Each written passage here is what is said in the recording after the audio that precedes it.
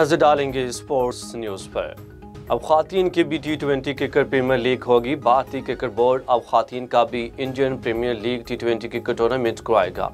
गैर मुल्की खबर एजेंसी के मुताबिक भारतीय क्रिकेट बोर्ड IPL के ख़वातीन एडिशन का इनेकाद आइंदा साल कराने का मंसूबा रखा था।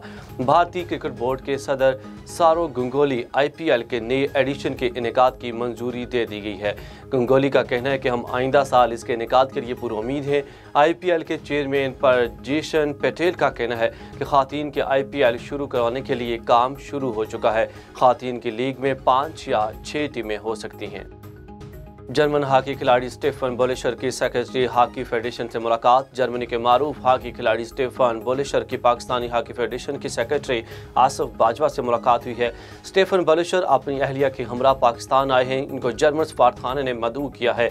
जर्मन खिलाड़ी ने हॉकी स्टेडियम लाहौर का दौरा किया।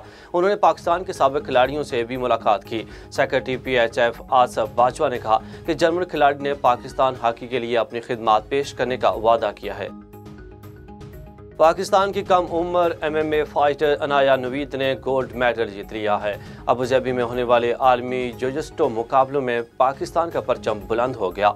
अनाया नवीद डार ने अंडर 28 वेट कैटेगरी में गोल्ड मेडल जीता। अनाया नवीद डार ने पहले मुकाबले में रूस के लतीफ़ा को शिकस्त दी।